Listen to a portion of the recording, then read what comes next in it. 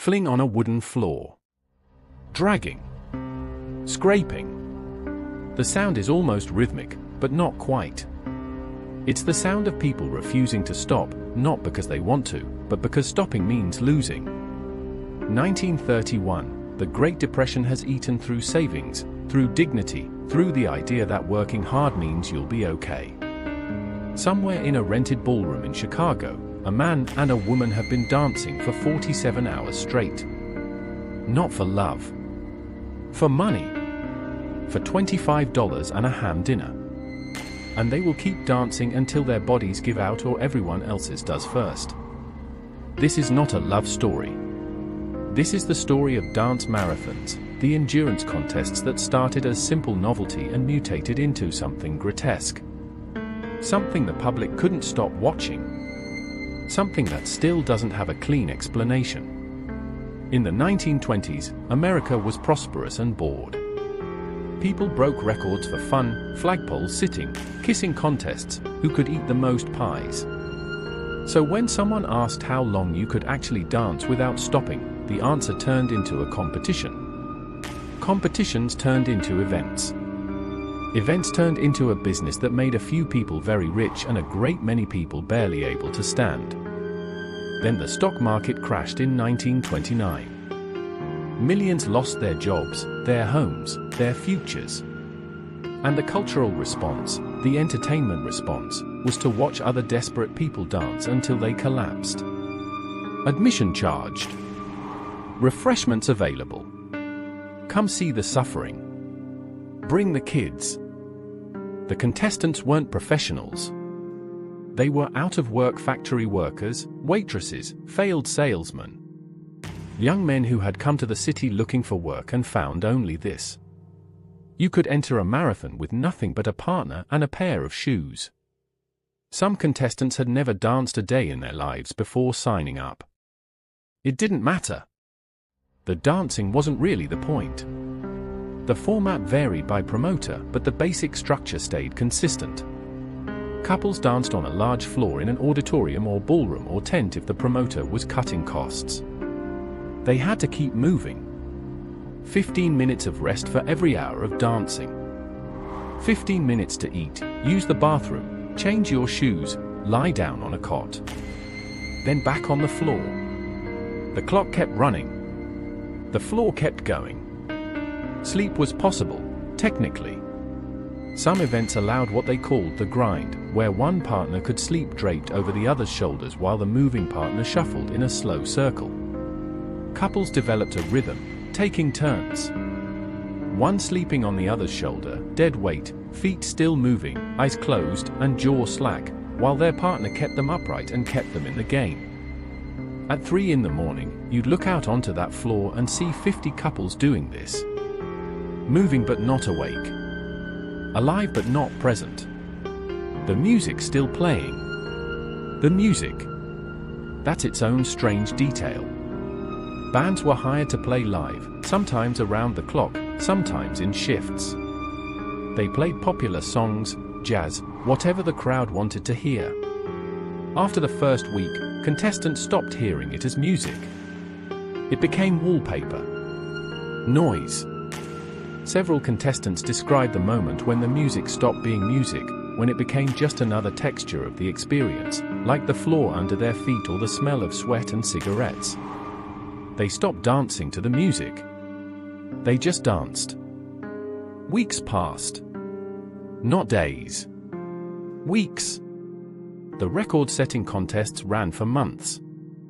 The longest documented dance marathon lasted over 3,700 hours, nearly 5 months of continuous shuffling. Couples watched seasons change through whatever windows the hall had. They watched other couples quit, collapse, get disqualified, dragged off the floor by medical staff. And they kept going. Medical staff. Every major marathon employed nurses to watch the floor. To intervene when someone fell.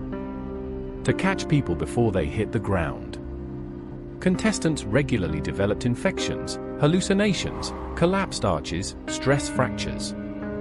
Several died during or shortly after competitions, though the exact numbers are difficult to pin down because no one was keeping careful records and promoters had every reason not to advertise it. The hallucinations are documented well enough to be worth stopping on. After 72 hours of continuous movement with minimal sleep, the human brain begins to fracture its relationship with reality. Contestants reported seeing things on the floor that weren't there, hearing voices in the music, believing they were somewhere else entirely. One woman said she spent the last week of a marathon convinced she was in her childhood home in Ohio.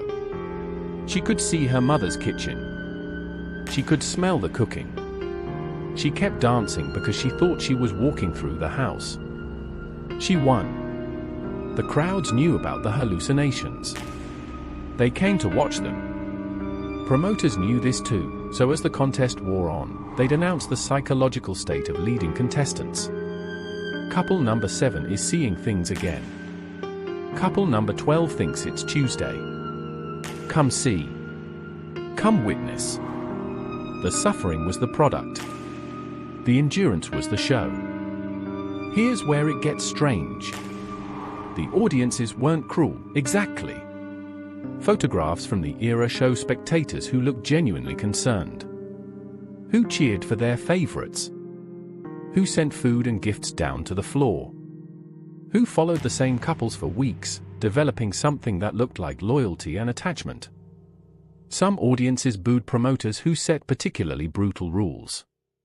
Some cheered when couples were allowed rest. There was real care, braided with something darker. Real affection, running alongside voyeurism.